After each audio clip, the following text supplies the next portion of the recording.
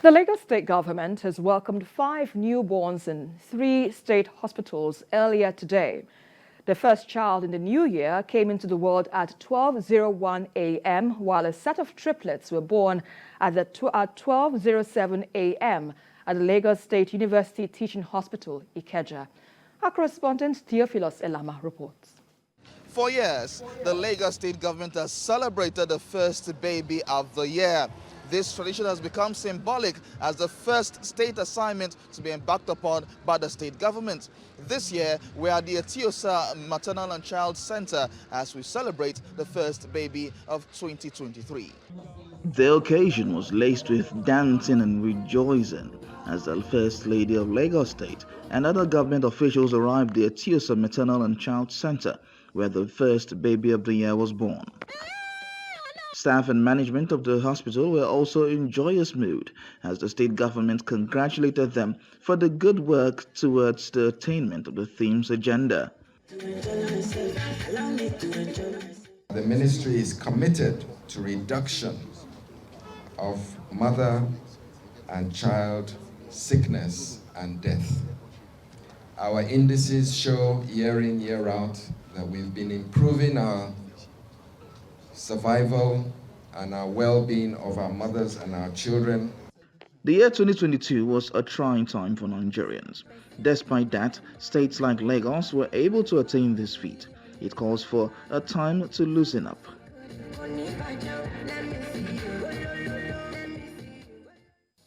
Welcoming the newborn is a symbolic and significant event in the life of a man, as it brings forth the assurance that our inheritance is carried on to the next generation. I commend the state government. When the commissioner was rolling out the records of the state this last year, it was very impressive. I didn't know all that has been achieved. After the speech, it was time to meet the first baby of the year. Baby Ayinde was born a minute past midnight and he weighed about 3.1 kilograms. The First Lady took a first look at the baby and presented gifts to the family. Next up was the Abuja Meta General Hospital, where baby Ruame was born at 12:02 a.m. and weighs 2.9 kilograms. At the Lagos State University Teaching Hospital, Ikeja, Lagos, triplets were born at 12:07 a.m. This government, under the leadership of Mr. Governor, Mr. Babajide Sanwo-Olu, a visionary leader, that under his leadership, the Ministry of Health has shown a lot of commitment towards reducing maternal, neonatal and child morbidity in Lagos State. We are here not just to celebrate new life, but also to seek opportunities to make a difference in the lives of people who need our assistance. Bearing in mind always that our show of love, kindness and compassion is an extension of gratitude to our Maker. Mrs. Sanwo-Olu took time to visit the triplets while also presenting gifts to the family. The father of the triplets couldn't hide his joy, noting that the arrival of the children has brought so much happiness to the family. And we were told that my wife might be part of the people that would have the first child for the year. I really thank all the doctors on board. It's a real biggest opportunity for me and my wife. The Lagos state government underscores the need to provide quality health care to the people. The government says its interventions in the health sector will help reduce maternal and child mortality. Theophilus Elama, TVC News, Lagos. Now, Muslims across Nigeria have been urged to be united in the practice of their religion and not allow their differences in propagating or calling people to the service of Allah to degenerate into hate and ultimately violence. Islamic cleric and general coordinator of the Darul Naim Academy for the Sharia Science of Nigeria, Sheikh Imran Abdulmajid Eleha, gave this advice in the paper he presented at the 14th International Conference on Islamic Understanding by the Academy. Indeed, a solemn occasion started off with this recitation from the Holy Quran.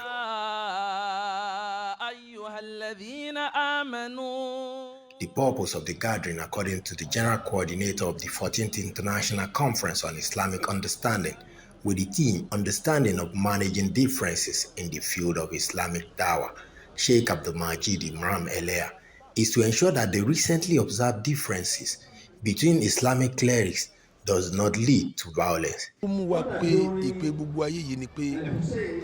people we have brought here today all have an understanding of how things like this develops. That is why we have brought them. We will not close our eyes to the issues of disagreements between Islamic clerics.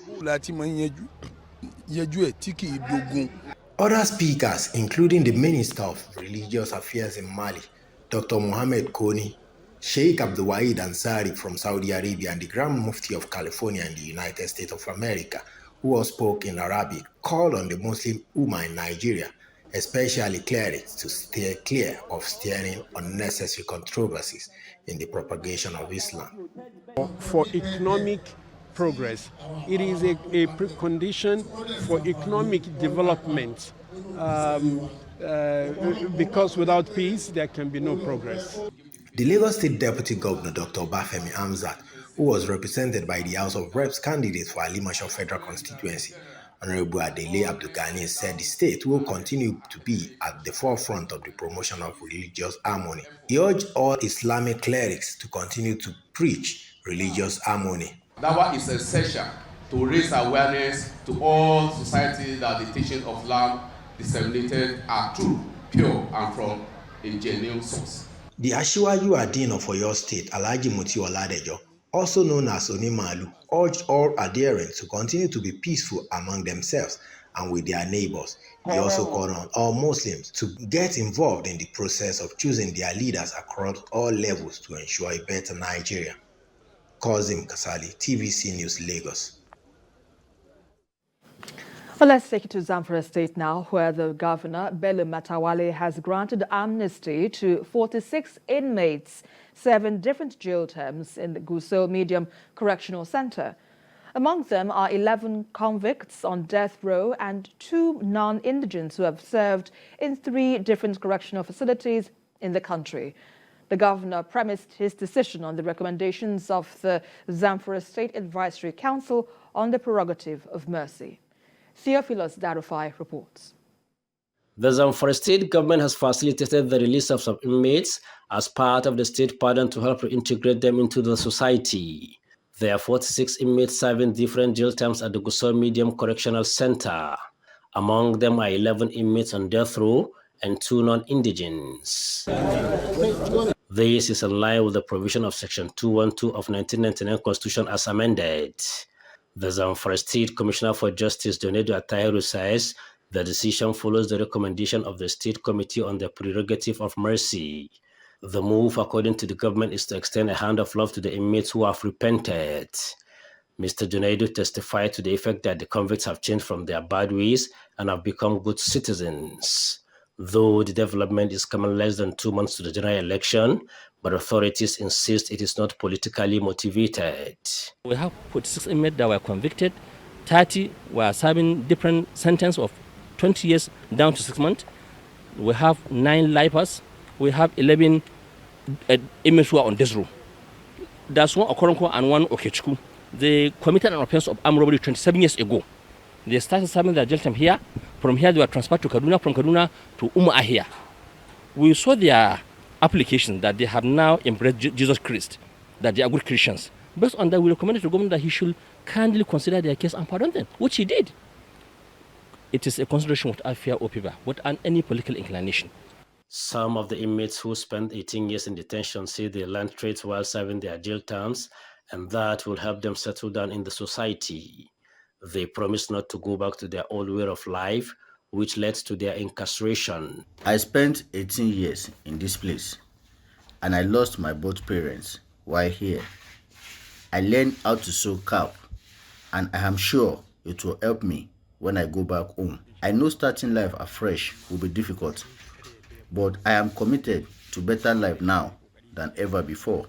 The Zamfara State government says the pardon is another opportunity for the freed inmates to change for the better and further warns youth against any unholy act that will affect the peace enjoyed in the state.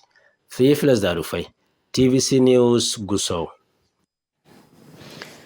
The humanitarian body has provided brand new laptops to visually impaired students of the Bethesda Home for the Blind in Lagos. We have more in this report. This facility has been home for visually impaired persons for more than 17 years. It also provides free educational support from primary to tertiary level, as well as vocational training to help the students become self-reliant. As part of efforts to give the needy in the society a sense of belonging, the students have received 5 brand new laptops from this humanitarian body to cater to their educational needs. They are missing something, and God has given us that thing. Let's share with them what we have, the love that we have. They need that love, irrespective of the gift. They need that touch. They need to know that some people somewhere love them for who they are. And for what God has blessed us with, we want to give back to the society.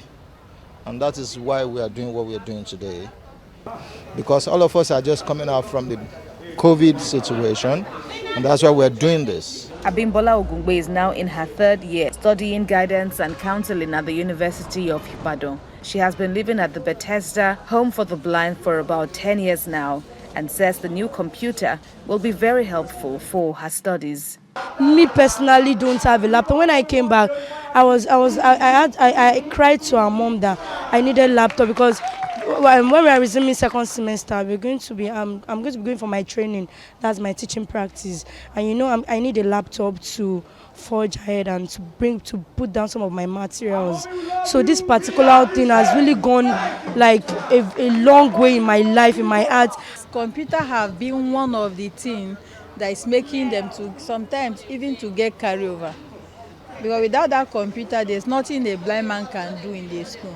So that computer is like their laptops, their biro, everything. That's what they are going to use to do their tests. That's what they are going to use to do their exams.